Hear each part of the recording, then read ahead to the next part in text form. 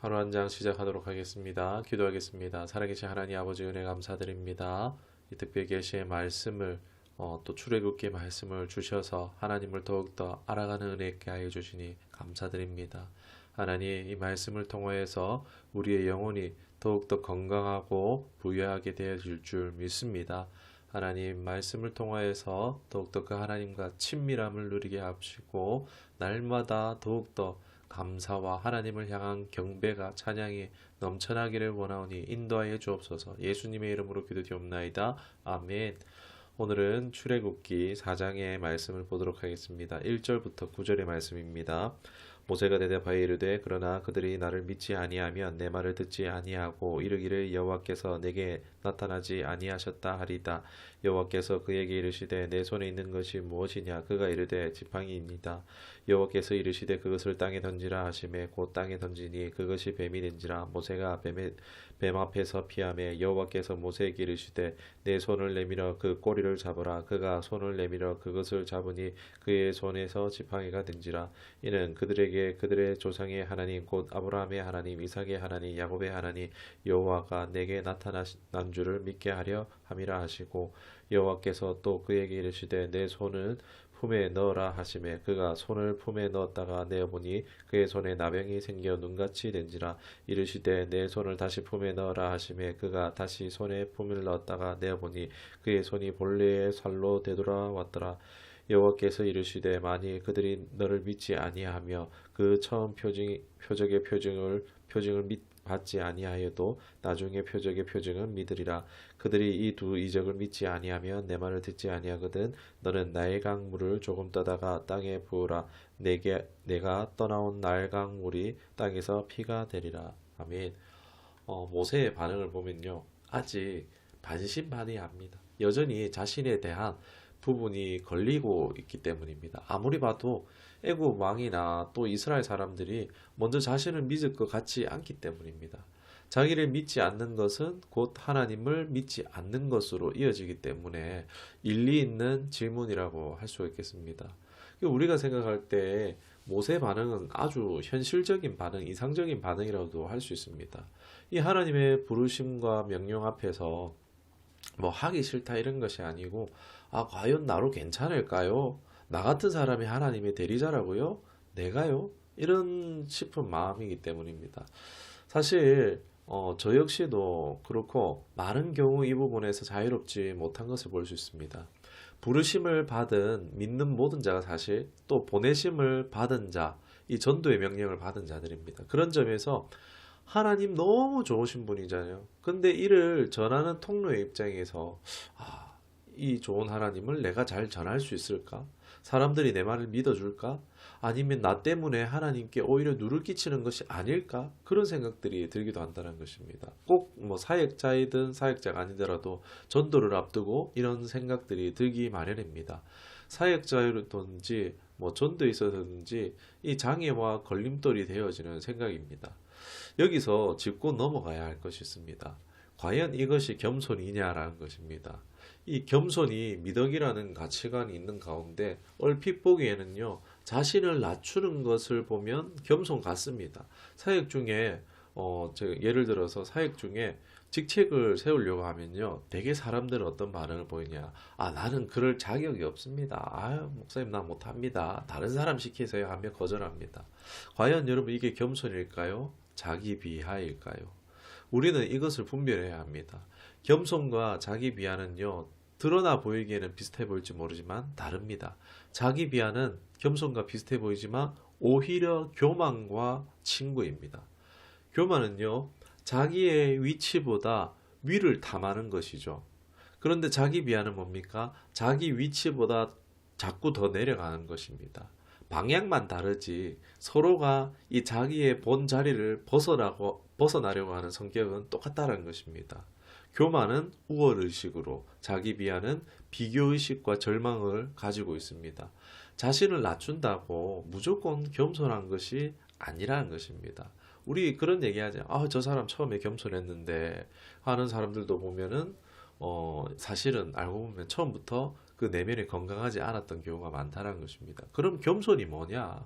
겸손은 바로 자기 자리를 알고 지키는 사람입니다. 위를 탐하지도 않고 이하로 내려가지 않는 투명한 정체성의 사람이라 할 수 있겠습니다.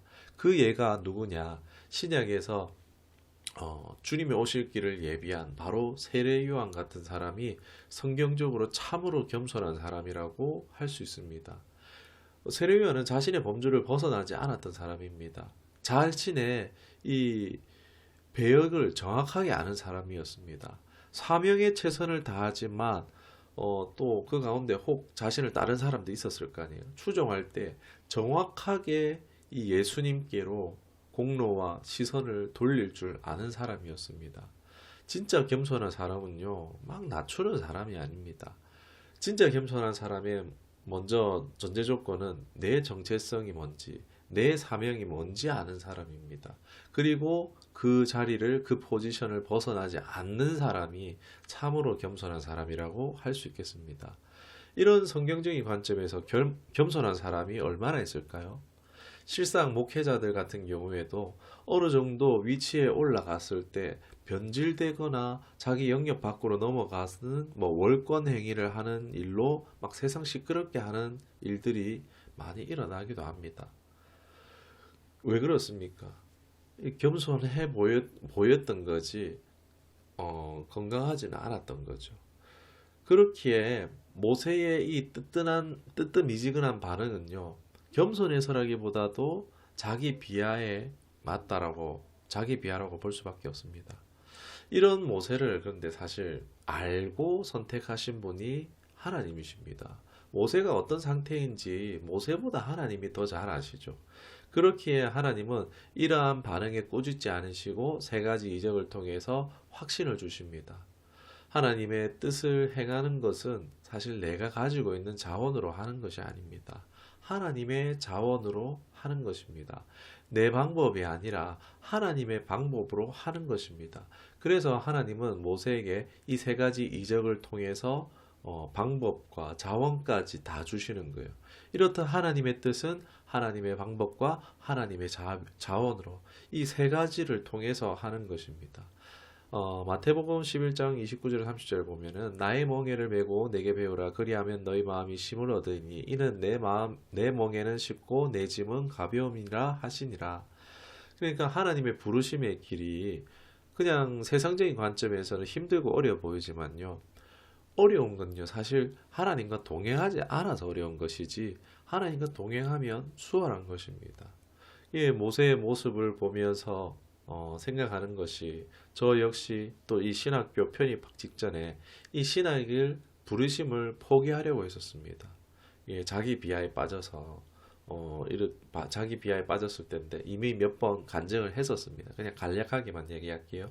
내리막길을 내려갈 때 따라 굴러온 돌멩이를 봤습니다. 그 돌을 보면서 하나님은 돌을 들어서라도 뜻을 이루시는 하나님이라는 것을 묵상하게 되어졌고, 그런데 돌보다 못한 존재가 될 수 없다라는 그런 마음이 들었고, 그래서 순종의 길을 택했습니다.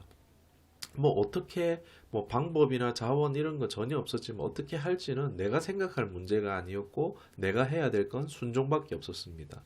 주님의 뜻이기에 주님이 하시고 주님이 이루시는 것입니다. 그저 순종하며 따라가면 되는 것입니다. 신앙은 의외로 단순한 데가 있는데 그것을 사실 인정하고 납득하기까지가 어려운 것입니다. 즉 일평생 우리가 눈에 보이는 세상만을 바탕으로 살았기 때문에 자신을 스스로 극복하는 것이 쉽지가 않습니다. 육신의 사람이 영의 사람이 되는 것이 쉽지 않은 이유가 바로 이런 데 있습니다.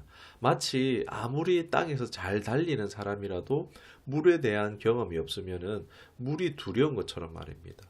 물이 두려우면 경직되고 버둥거리다 보면은 물에 빠지게 됩니다.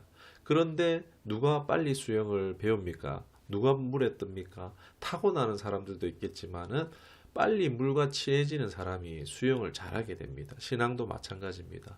물에 들어가야지, 물을 경험해봐야지 되는 것처럼요, 말씀을 따라서 믿음의 영역에 자신을 던져보는 사람이 빨리 믿음이 성장할 수 있는 것입니다.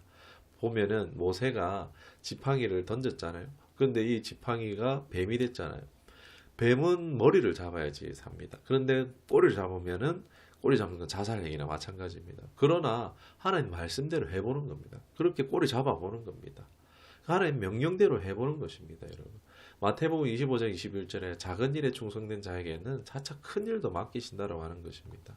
인생에 찾아오는 많은 선택의 순간들이 있지요. 매일 우리는 선택의 순간들이 있습니다. 그럴 때 무슨 선택을 해볼까요? 믿음의 선택을 해보시길 원합니다. 큰 게 아니더라도 작은 것부터가 바로 믿음의 시작이라고 할 수 있겠습니다.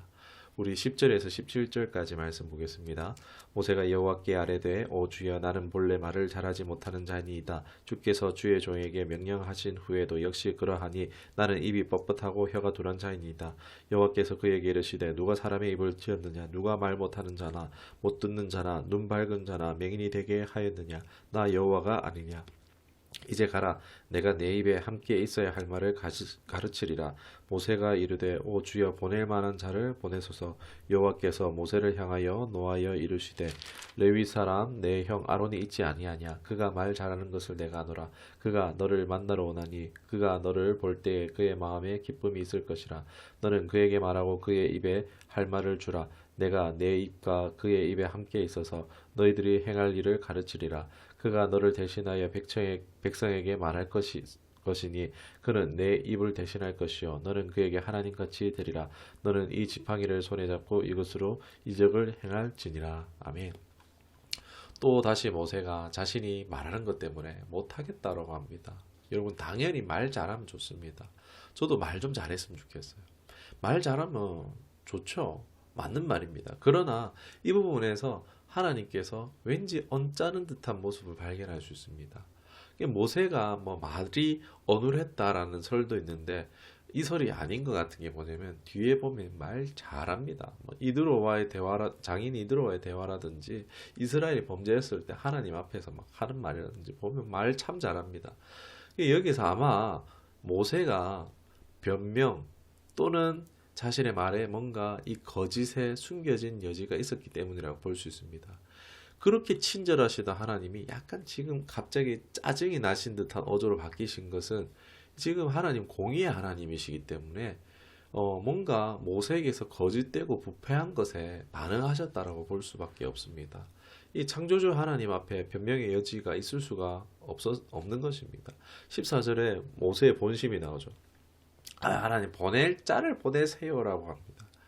겸손한 것처럼 보이지만 아주 교만한 말입니다. 하나님 판단이 틀렸다라는 겁니다.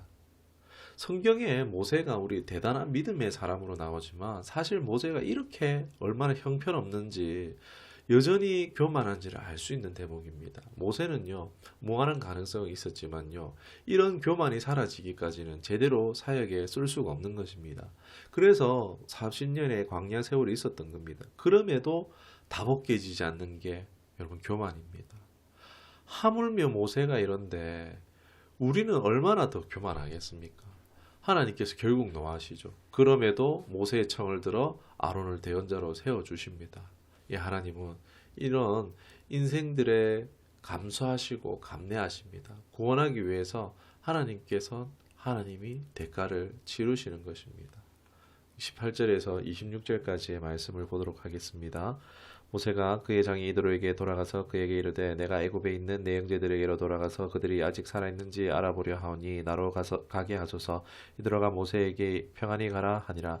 여호와께서 미디안에서 모세에게 이르시되 애굽으로 돌아가라. 내 목숨을 노리던 자가 다 죽었느니라.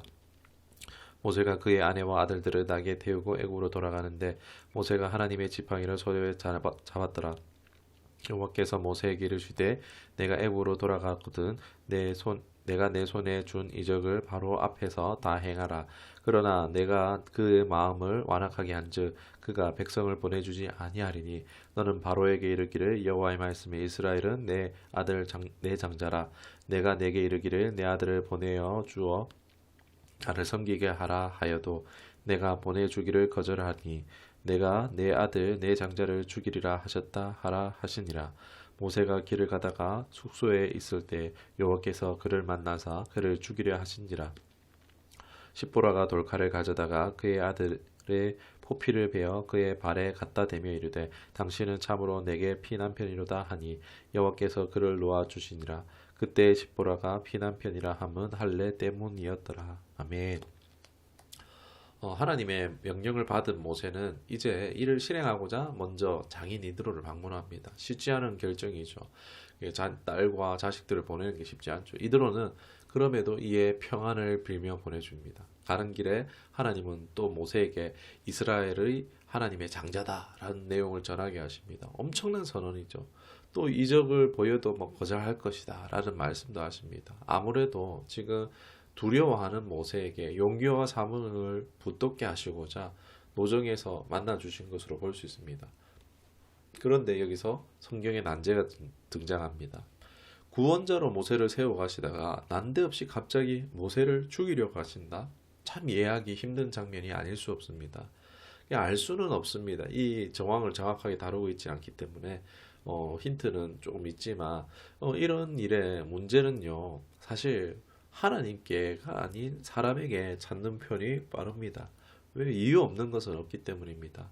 어떤 죄의 문제에 모세가 관련되었을 것이고 그것은 거룩에 관련된 문제로 하나님의 신성에 침해하는 일이었을 것입니다. 이 문제의 해결을 십보라를 통해서 아내 십보라를 통해서 이루어지는데 아들들에게 포경을 행함으로써 이 긴장이 해소됩니다. 모세는 다시 여기서 여인의 손을 통해서 구원을 받습니다. 하나님이 모세를 죽이려고 했다라기보다도 죽을 수밖에 없는 문제를 모세는 대수롭지 않게 여겼던 겁니다. 이로 하나님의 신성의 침해가 일어남으로 인해서 모세가 죽을 뻔한 상황에 닥치게 됐는데 하나님은 십보라에게 어떻게든 역사하셔서 모세를 살리신 것으로 볼 수가 있습니다. 하나님이 살리신 거죠.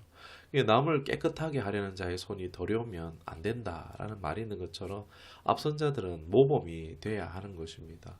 본인도 하지 못하는 것을 강요할 수 없기 때문이죠.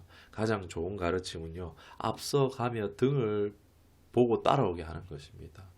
부모와 자식의 신앙 전수도 사실 이래야 됩니다. 내가 신앙생활 잘하면 자녀들에게 신앙생활 잘하라 라고 말할 필요가 없는 것입니다. 우리 마지막으로 27절에서 31절까지 말씀 보도록 하겠습니다.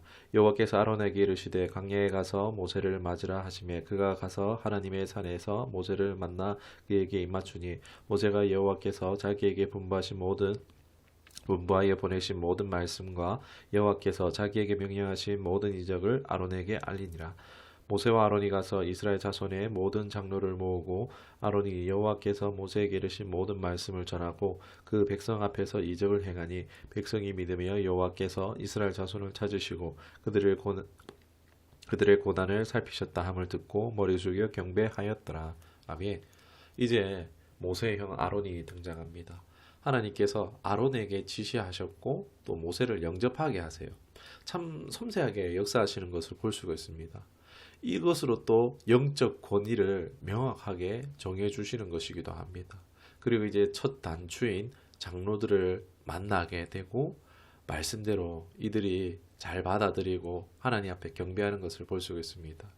참 모세가 왕자였더라도 못했을 것인데 하나님으로 할 수 있게 되어진 것입니다. 여러분 모든 문제의 답은요 바로 하나님께로부터 옵니다. 하나님을 의지하는 것이 곧 우리의 힘이자 능력이 되는 줄 믿습니다. 말씀을 기억하며 기도하도록 하겠습니다. 살아계신 하나님 아버지 은혜 감사드립니다. 오늘 본문의 말씀을 통해서 이 모세를 통해 나의 참 허물이 발견되어지고 벗겨지기를 원합니다. 내 안에 있는 교만과 자기 비하적 생각은 예수 이름 명하노니 떠나갈지어다. 나를 부르시는 이 부르심의 사명 이러한 모든 걸림돌들이 이 시간 예수 이름으로 명하노니 사라질지어다. 하나님, 겸손은 낮추는 것이 아니라 하나님 안에서 나의 가장 나다운 삶을 사는 것임을 또 그것을 지켜가는 것이 겸손임을 알게 하시 감사합니다. 참 겸손한 삶이 되게 하여 주시옵소서. 내 판단과 기준이 아니라 하나님의 뜻과 방법으로 자원으로 부르심에 합한 삶이 되기를 원합니다. 하나님 말씀대로 순종하는 삶을 결단합니다. 성령이 붙드시고 인도하여 주시옵소서. 감사드리며 예수님의 이름으로 기도드리옵나이다. 아멘.